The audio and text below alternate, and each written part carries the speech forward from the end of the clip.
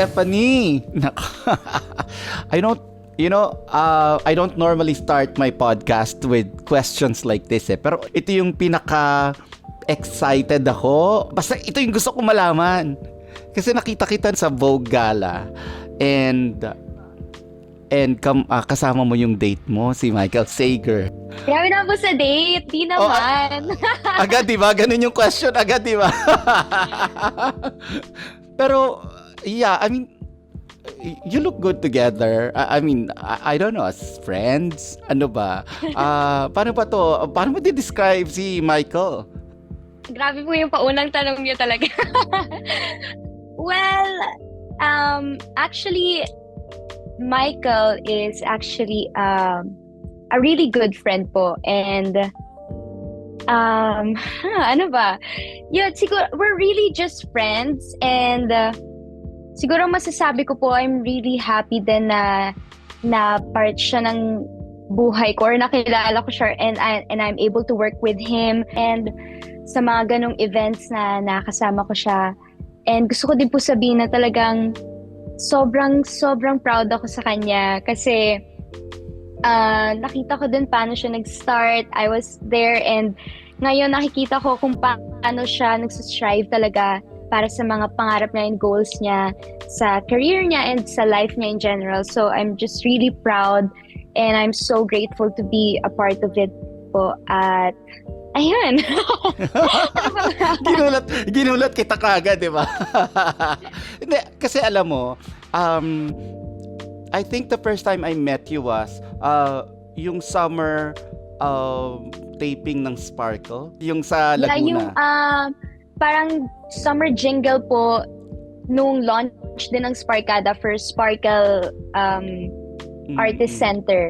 O yun, siguro almost 2 years. I remember, hindi ba pwedeng sabihin na lumipat na sa GMA si Stephanie, parang ganyan. And nung ganun katagal na, practice ko na kayo nakikita magkatabi ni Michael Sager.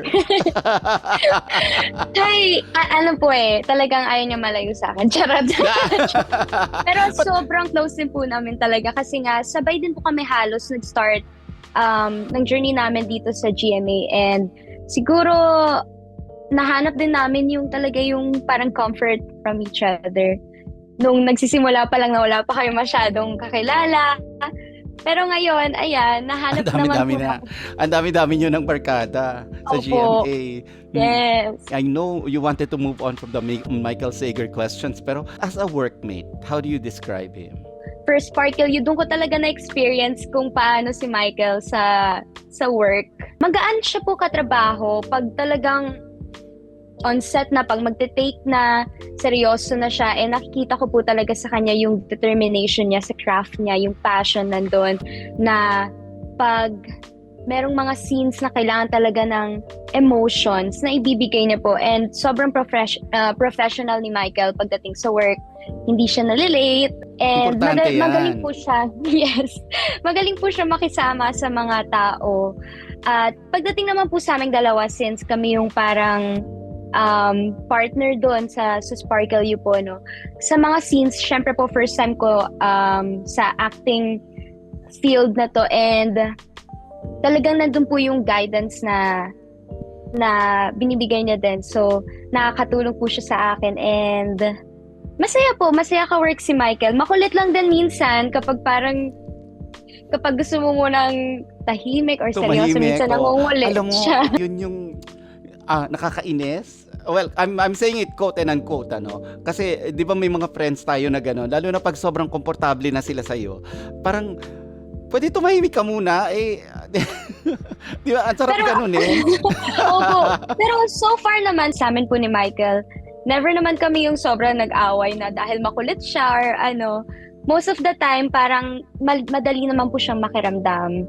And alam niya kung kailan dapat na maging seryoso at dapat magkulit-kulit. At kasama natin po dyan yung mga iba naming co-stars sa Sparkle U. At sa iba din po, like AOS. ang gugulo nyo sa Sparkle pag nagsama-sama kayo, 'di ba? Ang kukulit nyo. Nakakamiss Pero na ako eh. oo nga eh. Kasi pag nakikita ko kayo, grabe kayong would I say naghaharutan. Nararamdaman mo talaga yung friendship at saka yung pagiging komportable nyo sa isa't isa. Let's talk Yes. about Sparkle University. Of course, this is your acting debut. How are you taking it? Kasi syempre, sanay ka sa pagkanta. I'm sure, bigyan ka ng mic dyan, pakantahin ka, kahit tulog ka, kaya mong gawin yun. Pero ito, pero ito iba to eh. Opo, tama po talaga. Ibang-iba po siya. Sobrang nakakapanibago. Though, before naman po, naka-experience na ako ng ilang mga projects na naging extra lang po ako na bata, ganon, or wala talagang role. Pero this time, nabigyan po ako ng blessing to really experience yung meron ka na talagang character and ang At saka masasabi ikaw ko na po si na challenge. Stephanie eh. 'Di ba? Ay, Nakaka-pressure eh kasi marami kang fan sa pagkanta tapos pagka-aarte ka na parang wow, let's see kung ano yung ibubuga ni Stephanie as an actress. totoo po yan kasi nung may nakita po silang clip ko na parang from one of our workshops before na tinake ko po, na nakita nila yung parang acting ko, na-excite sila, and I felt like people are kind of expecting na kahit pa paano talagang meron ng actress in me. Pero ako po kasi syempre bilang sa sarili ko po, alam ko na I still need more practice, more workshops, and talagang yung guidance po sa mga tao na mas nakakaalam sa craft na to. Pero sa base po sa experience ko sa Sparkle U, dahil nga with the help of my co-stars and our director, Direk Barry, siguro kahit papaano po naging madali yung process, na kahit na nakakapanibago at bago po ako sa world ng acting, siguro masabi ko rin po na proud ako sa sarili ko na I was able to do it, and nalagpasan ko yun. Kahit may mga moments na naiyak ako kasi na-pressure ako na nagkamali ako, feeling ko parang, cause na ako ng delay, ganon. Pero kwento mo sa akin yan, Seth, na-pressure ka, naiyak ka, dahil kasama ba sa eksena yung iyak mo o naiyak ka dahil na-frustrate ka? opo, naiyak ako kasi sobra akong, parang feeling ko nakakahiya. Kasi yung time po na yun, parang nag-wait kami for our scene. And then yung unang salang is, ako po yung first line. And kasama ko doon si Shane, si Abdul. Parang halos lahat kami nandun sa scene na yun. Tapos may mga talents pa na nandun, maraming nanonood. And siguro po at the time, as far as I can remember, medyo delay na yung sequence po namin sana for that day. So parang nandun yung pressure na, okay, kailangan isang take, dalawang take, nakuha ko na to. Dahil parang marami po akong lines nun. Kumbaga, yung character ko yung medyo nagdadala sa scene na yun. And paulit-ulit na po yung pagkakamali ko. Hindi ko makuha yung tamang approach nung scene na yun. Tapos parang nung nagkamali po ulit ako, hindi ko na kinaya, naiyak na talaga ako. Nagpanic po ako. But thank God, nandyan yung mga co-stars ko, sila Shane, sila Abdul, even si Michael, kahit wala siya sa scene, na parang lumapit sila and then binigyan nila akong tissue, sinabi nila, okay lang yan, huwag ka ma-pressure. Alam mo, maswerte ka. Kasi,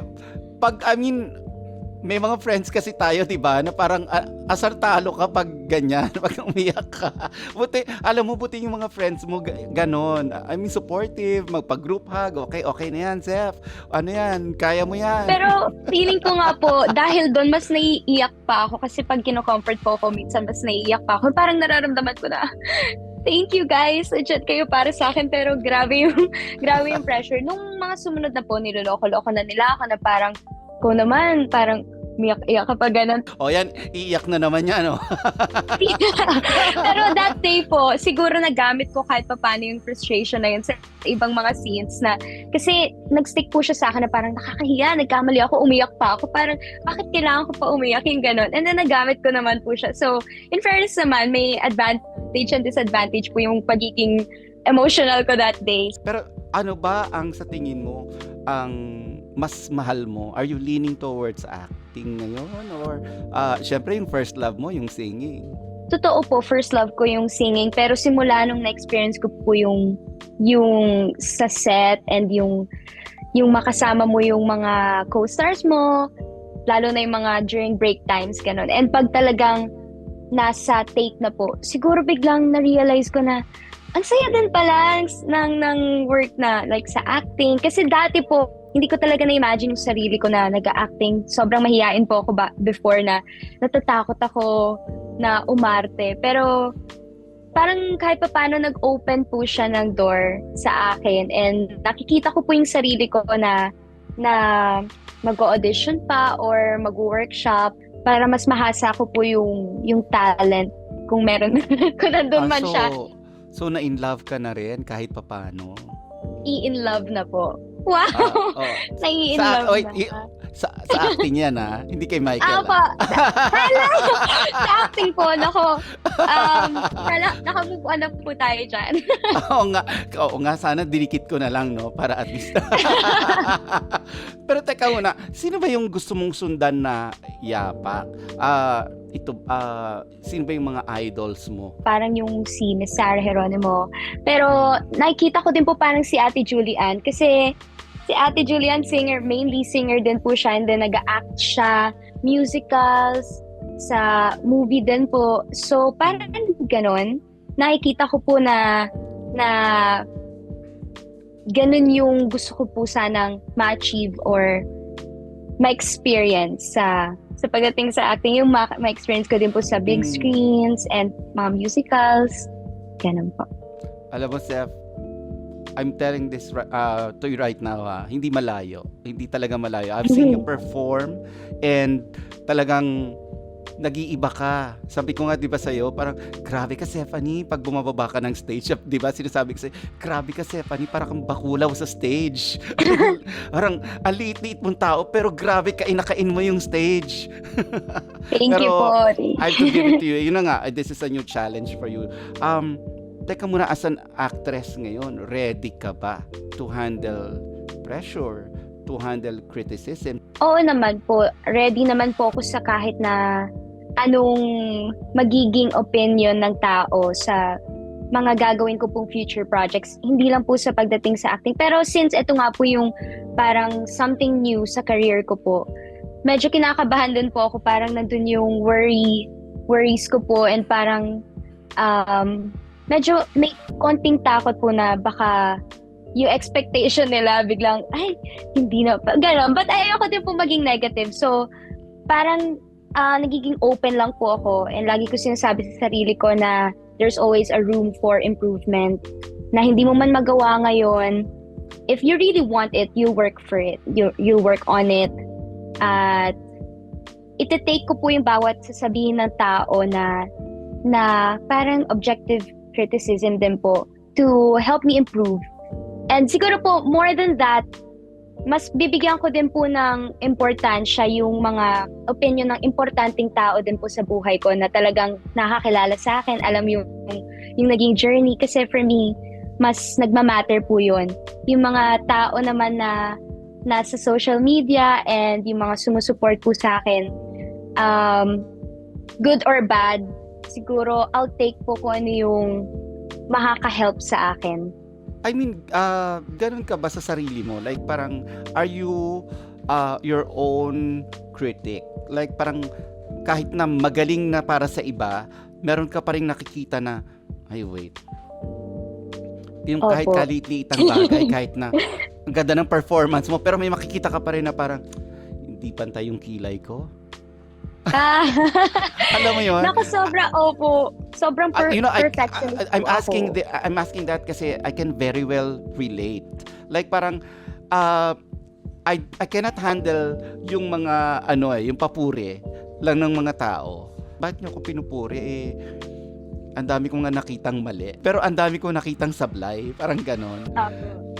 Ganon ka rin ba? Sobrang nakaka-relate po ako dyan kasi every after performance ko po, lagi ko silang tatanungin yung mga kasama ko, yung team ko. Sabi ko, okay lang ba? Okay lang ba? Tapos sila, oo, okay lang. Pero parang hindi. Hindi po talaga ako madaling ma-satisfy sa or mga ma-impress sa sarili mo. Oo, ma-impress. And minsan nga po, ang nakakatawa pa is kapag negative yung sinabi nila, mas naniniwala po ako agad. Parang na-convince ko na yung sarili ko, oo nga, mali talaga yon.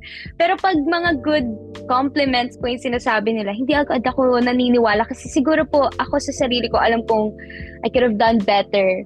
Pero sasabi naman nila, huwag ka masyadong maging Correct. hard sa sarili mo. Na parang, alam mo yun, minsan may magte-text sa akin na kaibigan ko na parang, uy, ang ganda nung storya mo about this, ganyan.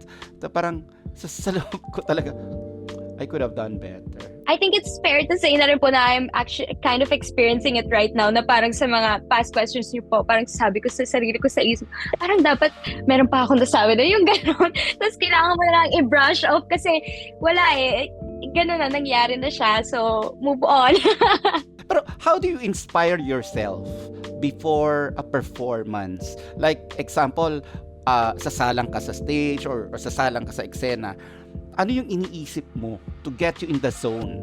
Ang haba din po nung process na pinagdaanan ko para maging magaling po ako sa parang mind conditioning before I go on the stage. Una-una ko pong ginagawa is I really pray. I pray for yung guidance, yung presence of mind, and yung parang passion sa heart ko na mabuhay siya while I'm really performing, na nandun siya. Kasi minsan po may times na sa sobrang kaba ko, nawawala yung parang iniisip ko lang na kailangan maging matuwa yung mga tao. Kinakabahan ka pa? Yes. Totoo. Hindi po nawawala yun talaga.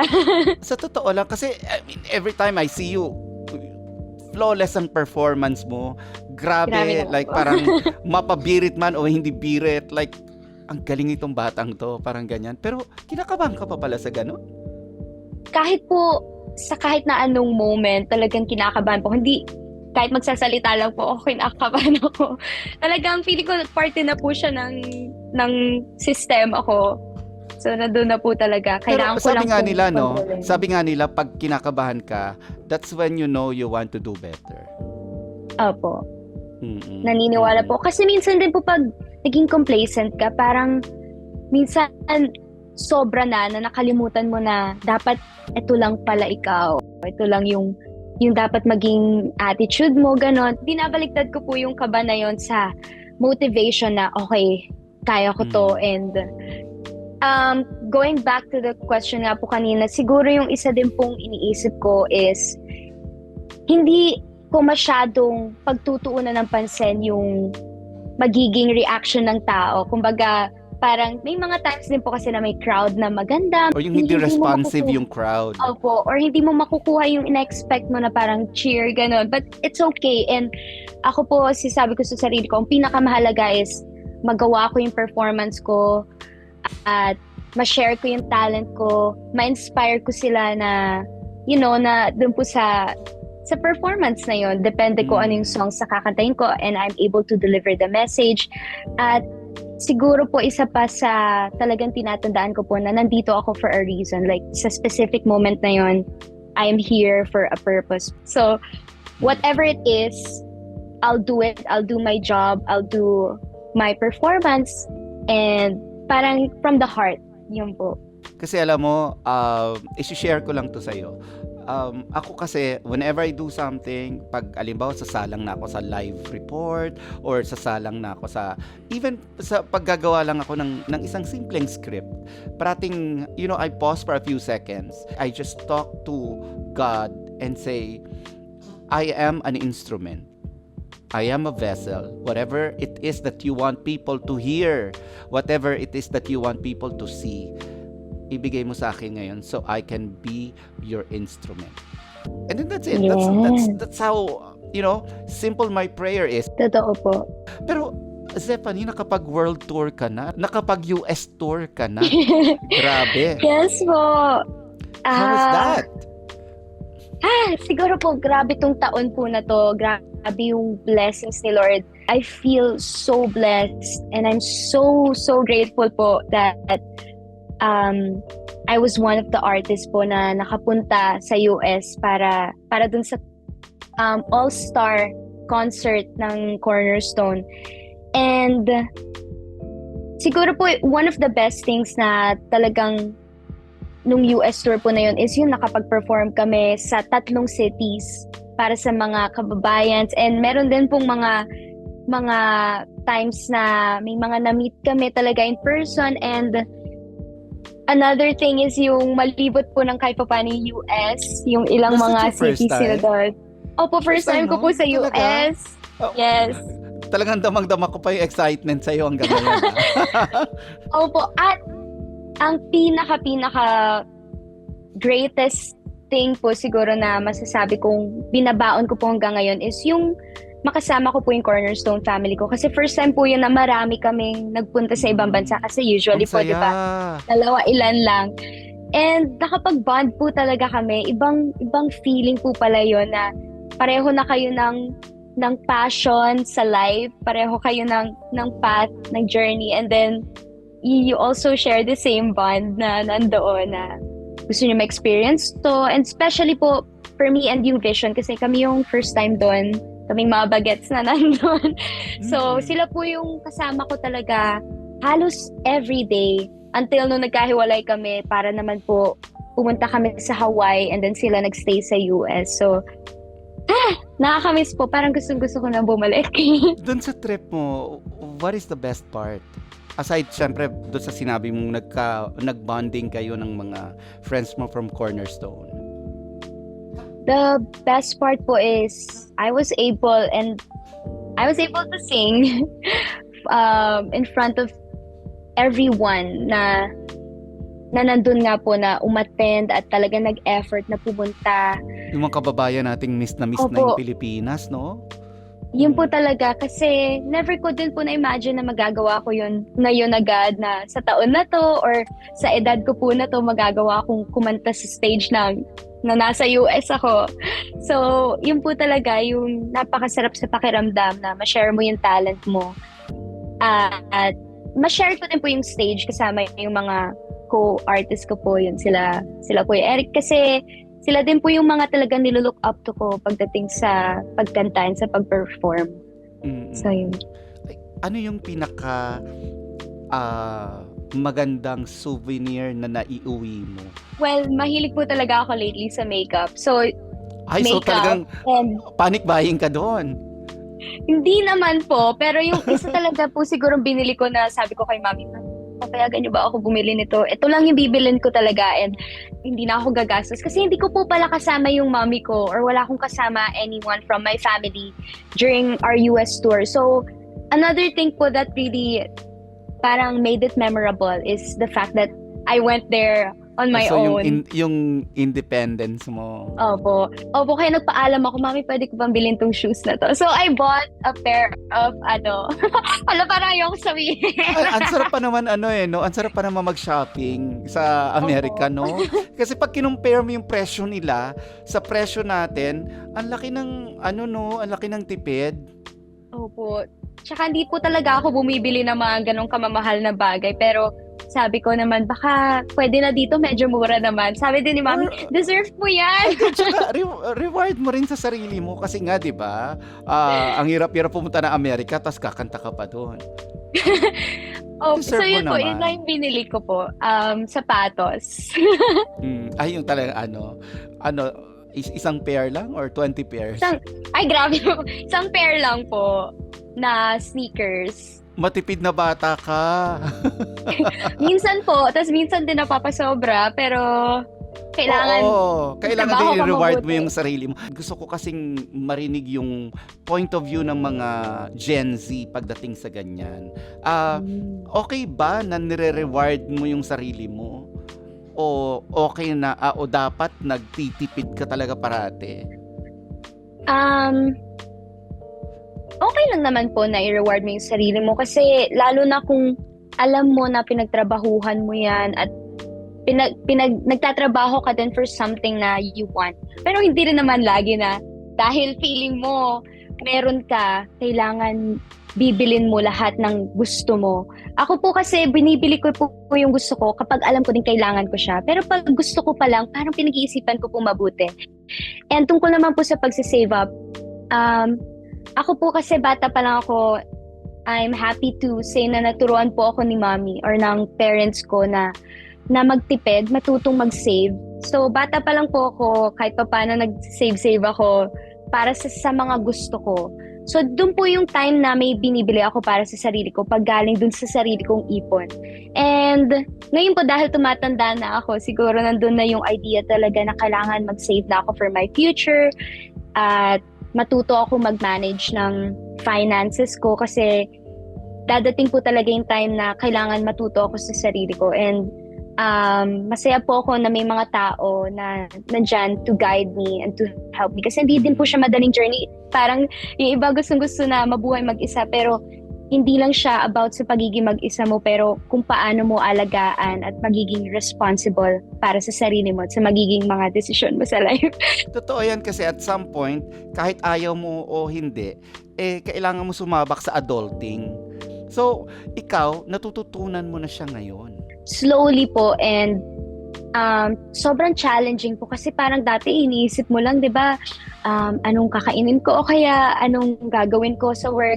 Pero ngayon kasama na po talaga yung mga gastos na ganon and mga paperworks, mga tax and everything. Kumbaga, nandun na po ako dun sa sinasabi ko na sa mami ko, Mami, kailangan ko na matutunan to. So, explain nyo nga sa akin paano nangyayari to. Oo, makisali ka na.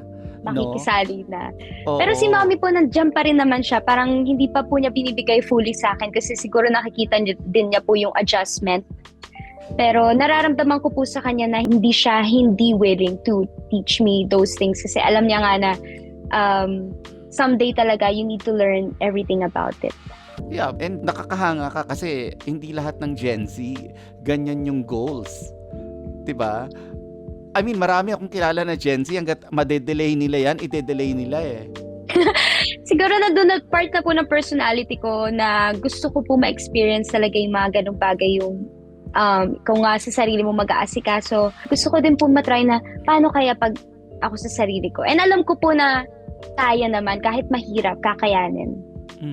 Bigyan mo naman ako ng tips. I'm sure maraming mga Gen Z ang nakikinig ngayon na parang teach me how. I'm sure hindi pa fully mo nagagawa ang adulting, pero I'm sure ginagawa mo na yan unti-unti ngayon. Ako po personally, being independent for me is not being alone and not being on your own na ikaw lang talaga. For me, yung key po to parang magandang kalabasan ng independency is to still consider the opinion ng mga taong importante sa'yo katulad ng pamilya mo at ng mga taong nakasama mo sa paglaki mo kasi you are who you are din naman po because of them.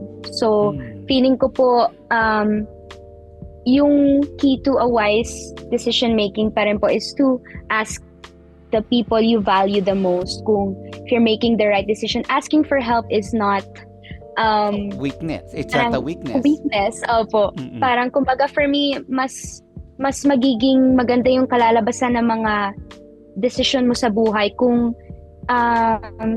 may guidance pa rin. Even your friends, na sa tingin mo mature mag-isip, pwede ka ring makinig sa kanila eh. Kasi 'di ba, tama, alam mo ang ganda ng sinabi mo, no, na parang adulting or independency is not actually being alone. Pero, I mean, executing it, you have to do it alone. Pero ang daming mga inputs na kinuha mo from people who lived dun sa or nadaanan yung ganong mga bagay. Alam mo, totoo yan. That's really wise of you. Nakakatuwa ka. Kasi, di ba ngayon, pag sinabi mong, I want to be independent, gusto nila, wala silang pinapakinggan. For some people naman po, it works. It works. Pero, ako lang po personally, siguro bilang nandun po talaga yung I value my family and the people in my life. So, mahalaga din po yung sinasabi nila. Kasi kahit ngayon, kapag po gagawa ako ng desisyon, parang nahihirapan din po ako on my own na, tama ba? Kasi very cautious din po ako. Ayokong magkamali as much as I can. Kasi ang hirap din po ng mga consequences na kasama doon. So, yun, if you're also going to decide on your own, make sure na kaya mo din panindigan at maging responsible dun sa magiging aftermath or yung mga result ng decisions mo. Kasi part po talaga yun ng pagiging adult na anumang mangyari, sagot mo yung sarili mo talaga. Alam mo, Seth, if I may share this, ako kasi, of course, matagal ko nang napagdaanan yung adulting. And ito, totoo yun. Isa sa mga regrets ko, if kung matuturing mo na regret, is hindi ako nakinig dun sa mga taong dapat sana nakuhanan ko ng mga mas magandang information or magandang advice para napaganda yung decision ko. Pero, of course, you cannot regret that. You have to move forward na. Basta hindi ka magiging kriminal o basta wala kang masasaktan, huwag kang matakot magkamali. Yes. Opo. Mm-mm. Tsaka magkakaiba po talaga tayo ng personality or ng mga magiging sitwasyon or outcome sa buhay. Basta alam mo yung ginagawa mo and magiging maingat ka lang. Wala naman po talagang mali kung magkamali ka kasi minsan nga po dun pa tayo mas natututo. Talaga. Pero at the stage in your life right now, happy ka naman? Or takot ka as a Gen Z? More than the takot, talagang excitement po yung nararamdaman ko dun sa parang pag-shift po na nararamdaman ko sa life ko. Parang hindi ko na nararamdaman yung pagkabata na laging ibibigay sa'yo, laging ihahain sa'yo. Nandun na po yung kailangan ko na talagang matutong tumayo on my own. So, na-excite po ako for myself. Ano kayang klaseng tao ako magiging kapag after ng mga experience na to. And, ayun po, siguro kahit nakakatakot, kailangan mo talagang pagdaanan po yung path na to kasi ito talaga yung mag-shape sa'yo sa kung ano yung magiging ikaw as a person. Nakapag-grocery ka ng mag-isa? Oo naman po. And Ayun, minsan nga because, di ba sabi nga nila, yun daw yung start.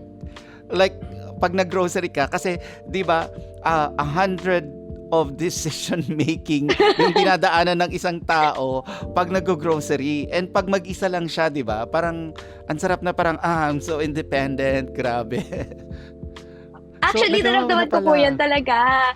Kasi po, siguro simula din po na nag-18 ako, naramdaman ko din yung mommy ko na medyo parang lumuluwag-luwag na yung mga rules, ganun. Kasi syempre po, bilang mga babae kami halos sa family, talagang nandun yung strict sila, pero hindi naman strict na parang nakakasakal na. Nandun talaga po yung discipline pa and pag-iingat sa amin. So, nung parang nakikita siguro ni mami na parang kinakaya niya ng slight, unti-unti na po akong pinapayagan gawin yung mga bagay on my own. Minsan, ako na lang po pumupunta sa work or ako na talaga nag-aasikaso sa sarili ko po.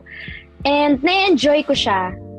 But nandun po pala talaga yung pakiramdam na nakakapagod din pala talaga pag ikaw lang sa sarili mo. Hangang-hanga na ako sa iyo as a performer. And ito shinare mo pa lang na yung pagiging Gen Z mo and how you deal with adulting 101 nakakatuwa. You know, I hope you stay that way at tuloy-tuloy lang ang pagiging happy mo. Sana nga po. And yun nga po, no, sobrang saya ko po kung nasan din ako sa point ng life ko ngayon, even sa career.